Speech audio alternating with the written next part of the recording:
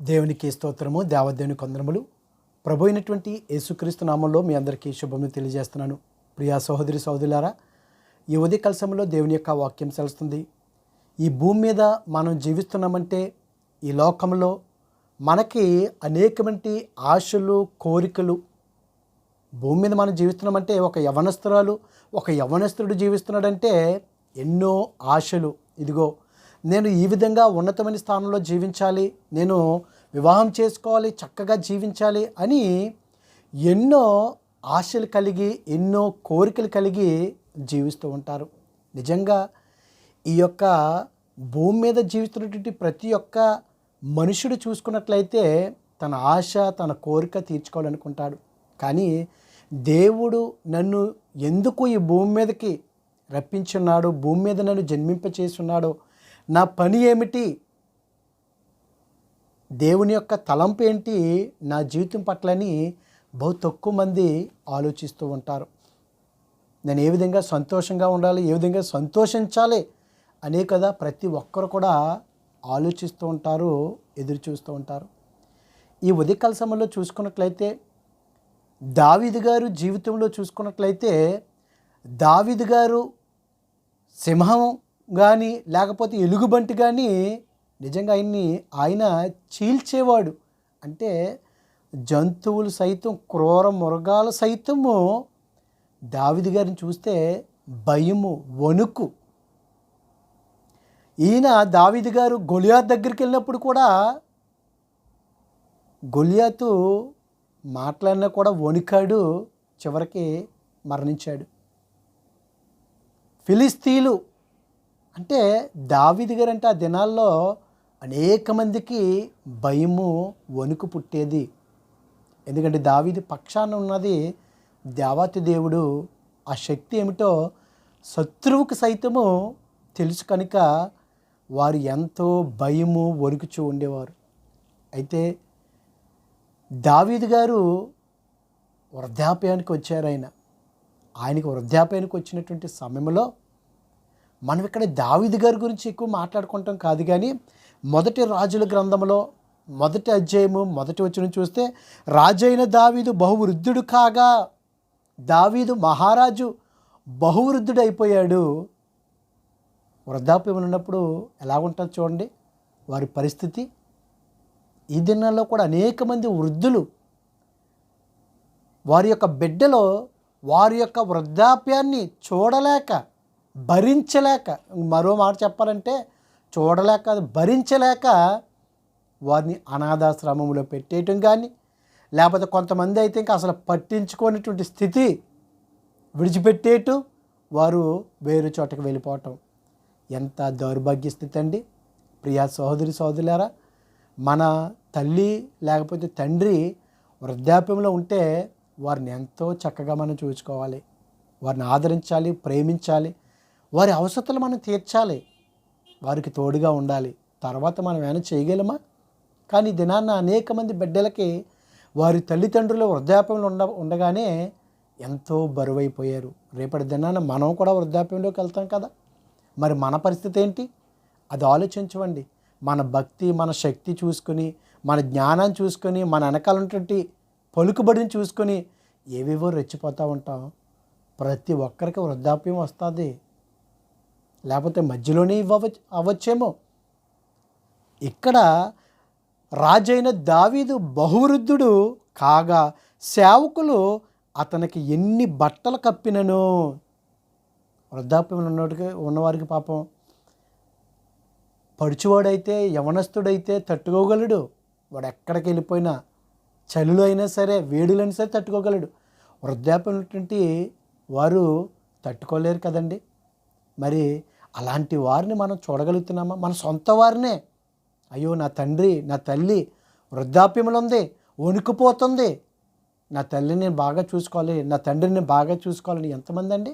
వారి ఆస్తులన్నీ కూడా కొట్టేయటం, గొప్పచిప్ అయిపోవటం, వెళ్ళిపోవటం, వదిలిపెట్టేయటం. ఎంత భయంకరం అండి.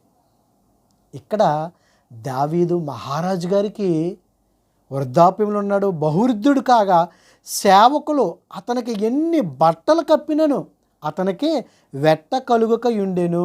సేవకులు, ఎందుకంటే మహారాజు కదండి ఆయన, దావీదు రాజు గారు. ఆయన సేవకులంట ఎన్ని బట్టలు కప్పుతున్నా దావీదు గారికి వెట్ట కలుగట్లేదంట. అంటే వేడి పుట్టట్లేదు అంటే ఎంత చలి ఉంది, లేకపోతే ఆయన ఏ స్థితిలో ఉన్నారో ఒకసారి మనం జ్ఞాపకం చేసుకోవాలి. అటువంటి స్థితిలో ఉన్నప్పుడు కాబట్టి వారు మా ఏలినవాడువును రాజువునకు నీ కొరకు తగిన చిన్న దాన్ని వెదుకుట మంచిది. రాజుగారితో అంటున్నారు, దావీదు మహారాజా, నీకెన్ని బట్టలు కప్పినా నీకు వెట్ట కలగట్లేదు, నీకు ఆ వేడి పుట్టట్లేదయ్యా. ఇదిగో నీ కొరకు ఒక చిన్నదానిని నీ కొరకు తగిన చిన్నదాన్ని వెతుకుట మంచిది. ఒక చిన్నదాన్ని వెతకటం నీకు మంచిదని చెప్పి ఆమె రాజైన నీ సముఖమందుండి నిన్ను ఆదరించి వెట్ట కలుగుటకు నీ కౌగిటిలో పండుకునని చెప్పి. చూడండి ప్రియా సహోదరి సోదరులు, మనం ఆలోచిస్తే, మనం పరిశోధిస్తే, గమనిస్తే వృద్ధాప్యంలో ఉన్నటువంటి రాజు దగ్గరికి లేకపోతే వివాహం చేసుకుంటానికి ఎవరైనా గనక పూనుకుంటే ఎన్ని కండిషన్స్ అండి. ఇదిగో ఆయన మరణించేంత వరకే నేను ఉంటాను. ఒక చిన్నది ఎవరైనా వస్తారండి? ఒక వృద్ధుని చేసుకుంటే ఒక రాజు దగ్గరికి వస్తే బెత్షెబ వయసులో ఉన్నప్పుడే వచ్చినప్పుడు ఏమన్నది? ఇదిగో నీ తర్వాత నా కుమారుడే రాజు కావాలి రాయించేసుకుంది, వాగ్దానం చేయించేసుకుంది. మరి అలాంటిది బహువృద్ధుడైనప్పుడు వివాహం చేసుకుంటాకు వస్తే కనుక ఒప్పుకుంటే ఏమంటారు? ఇదిగో నీ ఆస్తులో నాకు సగభాగం కావాలి, నువ్వు చనిపోతే నానా రకాలుగా మాట్లాడతారు కదండి. ఇక్కడ నిన్ను ఆదరించి ఆమె రాజైన నీ సముఖముందుండి నిన్ను ఆదరించి వెట్ట కలుగుటకు నీ కౌగుటిలో పండుకునని చెప్పి ఇశ్రాయేలు దేశపు దిక్కులన్నిటిలో తిరిగి ఒక చక్కని చిన్నదాన్ని వెదకి అబీషగను షునేమీరాల్ని చూచి రాజు నొద్దకు తీసుకుని వచ్చిరి. చూడండి ప్రియా సహోదరి సోదరులారా, ఈ చిన్నది పేరేంటంటే అబీషగు. ఇశ్రాయేలు దేశపు దిక్కులన్నిటిలో తిరిగి ఒక చక్కని చిన్నదాన్ని వెదకి. నిజంగా ఒక యవనస్తురాలు ఏం కోరుకుంటుంది? ఇదిగో నేను ఒక మంచి అందమైనటువంటి వాడిని వివాహం చేసుకోవాలి, నేను సంతోషంగా ఉండాలి అని ఒక యవనస్తురాలు కోరుకుంటుంది కదండి. అటువంటిది ఈ యొక్క అబీషగ చక్కనిది అంట. ఇశ్రాయేలు దేశపు దిక్కులన్నిటిలో తిరిగి ఒక చక్కనిది చిన్నదాన్ని వెదికి తీసుకుని వచ్చారు. అబీషగను షునేమిరాల్ని చూచి రాజునద్దకు తీసుకువచ్చిరి. ఈ చిన్నది బహు చక్కనిదైంది, రాజును ఆదరించి ఉపచారము చేయుచుండెను. ప్రియా సోదరి సోదరులారా, ఈ అభిషేకం ఉన్నటువంటి గుణం ఏంటంటే ఆమె కోరికలన్నీ చంపేసుకుంది. దావీదు గారు బహువృద్ధుడైపోయాడు, ఆయన వలన ఈమెకేమైనా సుఖం కలుగుతుందా? లేదండి. నిజంగా ఆమె యొక్క యవ్వనాన్ని దావీదు గారి కొరకు అలాగే ఉంచేసుకుంది. కానీ ఇదిగో నేను యవ్వన కాలంలో ఉన్నాను కదా, నాకు ఈ యొక్క వృద్ధాప్యం ఉన్నటువంటి దావీదు వల్ల నాకేం కలుగుతుంది అని అనుకున్నదండి. లేదండి, ఇక్కడ నిజంగా ఆమె రాజైన సముఖముందు నిన్ను ఆదరించి, ఈ దినాల్లో వృద్ధుల్ని ఆదరించాలి. కానీ ఏదైనా ఒక పని చేస్తే ఏదో ఒకటి ఆశిస్తారు. ఇతనికి సేవ చేస్తే నాకు ఏదో వస్తుంది, ఇతని తర్వాత ఆస్తి అంతా నాకే, ఎవరొకరిని వివాహం చేసుకుని వెళ్ళిపోవచ్చు అని అనుకుందా? అట్లాగ అనుకోలేదండి. దావీదు మహారాజు కోసం తన జీవితాంతం కన్నికగానే ఉండిపోయిందంటే ఆమెలో ఎన్ని క్వాలిటీస్ ఉన్నాయి చూడండి. ఆస్తి కొరకు కాదు, ఇదిగో ఏదో ఆశించి రాలేదు, దావీదు గారు వల్ల నాకేమి సుఖము రాదో అని అనుకోలేదు. ఆమె ఎట్లాగా ఆదరించి వెట్ట కలుగుటకు ఆయన కౌగుటిలో పండుకున్నట్టుకి ఆమె వచ్చింది. ఇశ్రాయేలు దేశపు దిక్కులన్నిటిలోనూ అంటే ఎంత మంచితనం కలిగి ఉంటే ఈమె, ఎంత మంచి గుణం అండి. ఈ దినాల్లో వృద్ధుల దగ్గరికి వెళ్ళి ఎవరైనా కాసేపు కూర్చుంటే ఏమంటున్నారు, అయ్య బాబాయ్ వాసన వచ్చేస్తుంది, మాకు పడదు. మరి చిన్నతనంలో మరి నిన్ను ఏ విధంగా పెంచారు నీ తల్లిని తండ్రిని? అప్పుడు వాసన రాలేదా? నువ్వు బట్టల్లో చేసుకుంటే, బెడ్ మీద చేసుకుంటే నీ తల్లికి అప్పుడు రాలేదా? కానీ దినాన అమ్మో వీళ్ళ దగ్గర ఉండలేం, మనం తినేస్తారు. ఎంత భయంకర స్థితి అండి. కానీ అభిషేకు తన అందాన్ని పక్కన పెట్టేసిందండి. మంచి గుణాన్ని కలిగి ఉంది. అందుకే దానియేలు గ్రంథము 12వ అధ్యాయము 3వ వచనం చూస్తే, బుద్ధిమంతులైతే ఆకాశ మండలంలోని నక్షత్రం వలె ప్రకాశించే నక్షత్రం వలె నిరంతరము ప్రకాశించే నక్షత్రం వలె ఉంటారంటండి. బుద్ధిమంతులైతే నిజంగా దేవుని యొక్క జ్ఞానాన్ని కలిగి ఉంది. బుద్ధిమంతురాలీమే ఈ దినాన్ని కూడా బైబిల్ గ్రంథంలో ప్రకాశిస్తుంది. ప్రకాశింపబడినటువంటి స్త్రీల్లో అభిషేకం ఒక స్త్రీ చక్కనిది.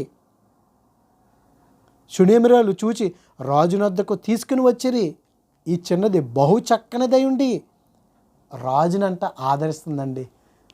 వృద్ధాప్యంలో ఉన్నారు కదా, ఏ టైంకి భోజనం పెట్టడం, ఆయన చలిగొందా వెట్ట కలిగించటం, స్నానం చెప్పి అన్నీ కూడా ఈమె చూసుకుంటుందంటే నిజంగా ఎంత సేవా దృక్పథం ఉన్నదండి. ఈమె ఇవన్నీ కూడా చేస్తుందంటే ఏమీ ఆశించి ఆమె రాలేదు. ఆమె నిజంగా ఈ లోక ఆశలన్నీ కూడా నిజంగా ఆమె కోరుకోలేదు. వాటన్నిటిని కూడా నశింప చేసుకుంది. లేకపోతే ఒక యవ్వన కాలంలో చక్కటిది. దీని తర్వాత చూస్తే ఈమె చూడండి, ఇక్కడ ఆదరించి ఉపచారం చేయొచ్చు ఉండెను, కానీ రాజు దానిని కూడలేదండి. ఆమెకి ఏ సుఖము లేదు. ఈవెన్ దావీదు మహారాజు కూడా చివరి క్షణాల్లో కూడా ఏ పాపం చేయలేదు. ఆయన అంత మంచి లక్షణాలు కలిగినటువంటి స్త్రీ చూసుకుంటే, ఇక్కడ అదోని అని గర్వించిన వాడే నేనే రాజని ఏం చేశాడు, ప్రకటించేసుకున్నాడు. ఈ యొక్క అదోని ఇతను ఏం చేశాడు, ఈ అభిషేకుని చూసి ఇదిగో ఈ యొక్క అబిగేలు దగ్గరికి వెళ్ళి నేను తను వివాహం చేసుకుంటాను. ఇతడు కూడా ఎలాంటి వాడండి, బహు సౌందర్యం గలవాడు, అబ్సలోము తర్వాత పుట్టినటువంటి వాడు. అంటే ఇతడు కూడా చెడు చూపు చూసుంటాడు. కానీ ఈ యొక్క అభిషేకు ఇదిగో అదోని కూడా అందమైనటువంటి వాడు, ఇదిగో మీ తండ్రి ఇతను చనిపోని తర్వాత మన ఇద్దరం వివాహం చేసుకుందాం అని ఏమన్నా మాట్లాడిందా? అటువంటి ఆలోచన రాలేదండి. గనురాలైనటువంటి షునేమిరాలు కూడా తన యొక్క భర్త, ఎందుకు ఆమెకి బిడ్డలు లేరు, తన భర్త కూడా ముసలివాడు అని ఉంటుంది అక్కడ. కొంతమంది చూడండి స్త్రీలు పాప వారు వయసులో ఉంటారో, భర్తలు చూస్తే వయసు పెద్దవారుగా ఉంటారు.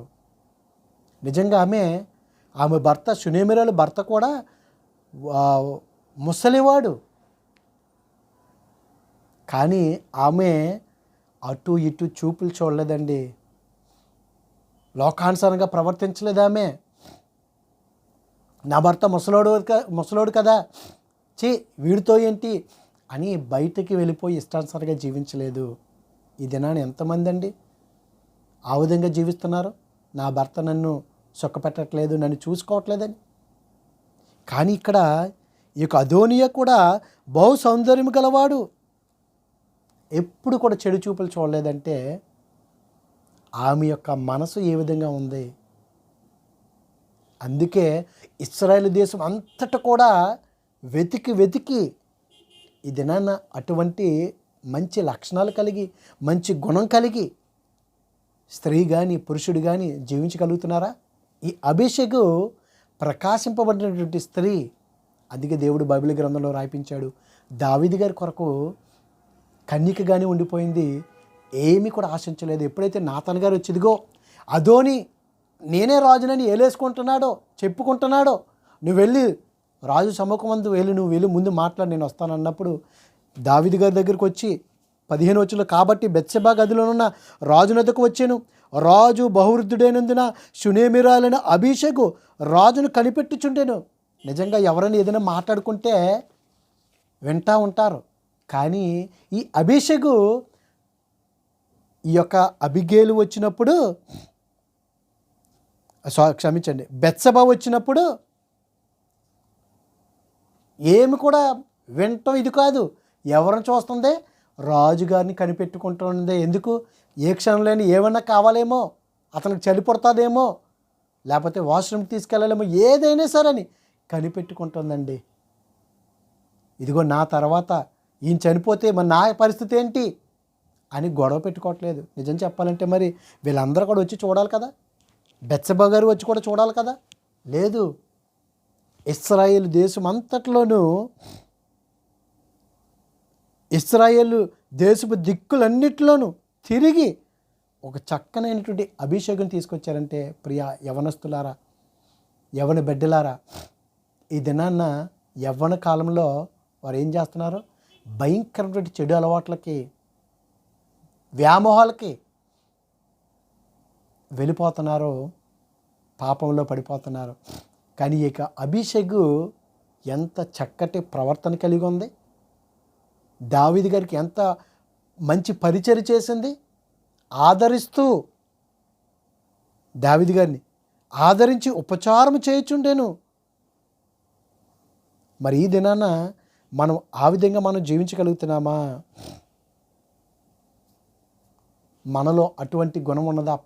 బుద్ధిమంతురాలు అయితే, నువ్వు బుద్ధిమంతురాలు అయితే ఆకాశమంలోని జ్యోతుల వలె నిరంతరము ప్రకాశించే జ్యోతుల వలె ఉంటావంటే, అభిషేకు ఏం ఆశించి వచ్చిందని కన్నికగానే ఉండిపోయింది. ఈ దినాన్ని ఎవరండి?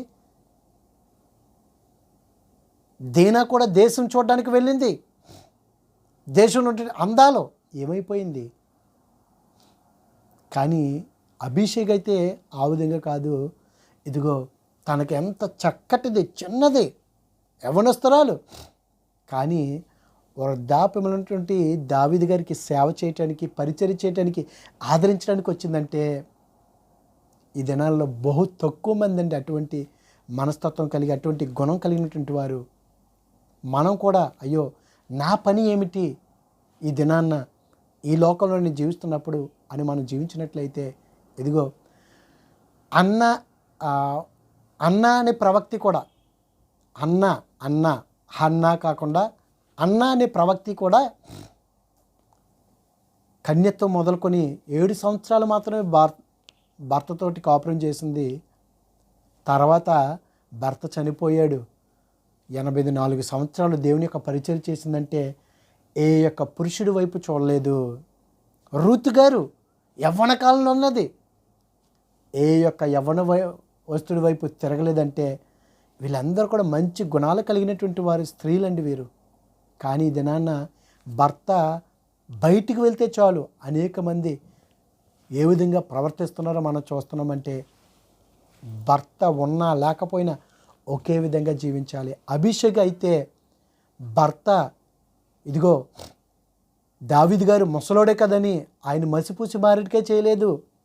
ఎక్కడ కూడా ఆమె చెడుగా ప్రవర్తించలేదు, చెడుగా జీవించలేదు, నీతిగా న్యాయంగా కన్యకగానే ఉండిపోయిందంటే, ఈ దినాన్ని ఎంతమంది అటువంటి పవిత్రమైనటువంటి జీవితాన్ని కలిగి ఉంటున్నారో. వృద్ధాప్యులైనటువంటి రాజుగారికి సేవ చేసింది, ఆదరించిందంటే డెడికేషన్ అండి. కొంతమంది ఉంటారు పని చేస్తే వారు సమర్పించుకుంటారు ఒకరి విషయంలో, కానీ కొంతమంది పని చేస్తే విసుక్కుంటారు, సనుక్కుంటారు. పెద్దలకు చేస్తున్నప్పుడు ఎంతో గౌరవంగా ప్రేమగా చేస్తే అది ఆశీర్వాదం అండి. వృద్ధాప్యులటువంటి నీ నాయనమ్మకి చేస్తున్నావా, నీ తల్లికి చేస్తున్నావా, నీ తండ్రికి చేస్తున్నావా, విసుకోవద్దు, సనుక్కోవద్దు, అది ఆశీర్వాదం నీకు. వారు ఉన్నంత వరకు కూడా నువ్వు చక్కటి పరిచర్య చేస్తే, వారిని ఆదరిస్తే దేవుడు ఆస్వాదిస్తాడు. ఇదిగో అభిషేకు నిజంగా తన అందాన్ని కానీ తన యొక్క కన్యత్వం అన్నీ కూడా వదిలేసుకుంది. నిజంగా ఆమెని కూడలేదు. అయ్యో నాకు ఈ ముసలోడు వల్ల నాకేమి సుఖం కలుగుతుంది, నన్ను ఏం సుఖపెడతాడు అని అనుకోలేదండి. అంటే సమర్పించుకుంది తన జీవితాన్ని. ఈ దినాన మనం ఏ విధంగా జీవిస్తున్నామా? ప్రకాశించే వారిగా ఉంటున్నామా? క్షణిక సుఖం కోసం కొంతమంది శరీరాన్ని అమ్మేసుకుంటున్నారు, భర్తను మోసగిస్తున్నారు, భార్యను మోసగిస్తున్నారు. అటువంటి జీవితాలు కాకుండా అబీషగు ఏ విధంగా అయితే జీవించిందో మంచి జీవితాన్ని, ఇదిగో ఆ యొక్క అదోని కూడా సౌందర్యవంతుడు, అటువంటి చెడు చూపులు చూడలేదండి, ముసలివాడు కదని. మనం ఆ విధంగా కాకుండా మంచి మనసు కలిగి ఈ యొక్క అభిషేకం ఏ విధంగా అయితే జీవించిందో అట్టి రీతిగా జీవించి దేవుని యొక్క నామానికి మహిమకరంగా జీవించే వారికి ఉందాం. అటువంటి కృప దేవుడు మనందరికి అనుగ్రహించును గాక. ఆమేన్. పరిశుద్ధుడా, ప్రేమగల తండ్రి, మహిమగల దేవునికి స్తోత్రాలు దేవా. ఈ దినాన్న అభిషేక ప్రభువ తన యొక్క ఆమె ప్రభువ దావీదు గారి కొరకు కన్యకగానే ఉండిపోయిందయ్యా. ఈ లోకానుసారంగా ఆమె జీవించలేదు, లోక ఆశలు కలిగి జీవించలేదయ్యా. నిజంగా అభిషేకును ఇదిగో తండ్రి మా యొక్క జీవితాల ముందు నువ్వు పెట్టి ఉన్న ప్రభు ఒక ప్రకాశించేటువంటి ఒక నక్షత్రం వలె ఆమె జీవించిందయ్యా. ఇదిగో తండ్రి ఈ దినాన్న స్త్రీ కానీ పురుషుడు కానీ లోకాశలకు లోనైపోయి వారి ఇష్టానుసారంగా జీవిస్తున్నారు. కానీ వృద్ధాప్యం ఉన్నటువంటి దావీదు గారిని ఆమె ఆదరించింది, మంచి ఉపచారం చేసిందయ్యా. మేము కూడా అటువంటి మనసును కలిగి మేము జీవించడానికి మాకు సహాయం దయచేయమని క్రీస్తు నామమున అడుగుచున్నాం పరమ తండ్రి. ఆమేన్, ఆమేన్. God bless you all. దేవుడు మిమ్మల్ని, కుటుంబాలని దేవుడు దీవించును గాక. వాక్యాన్ని వినండి, అనేక మందికి పంపించండి. దేవుని యొక్క సేవలోను పరిచర్లోను పాలిభాగస్తులు కండి. God bless you all.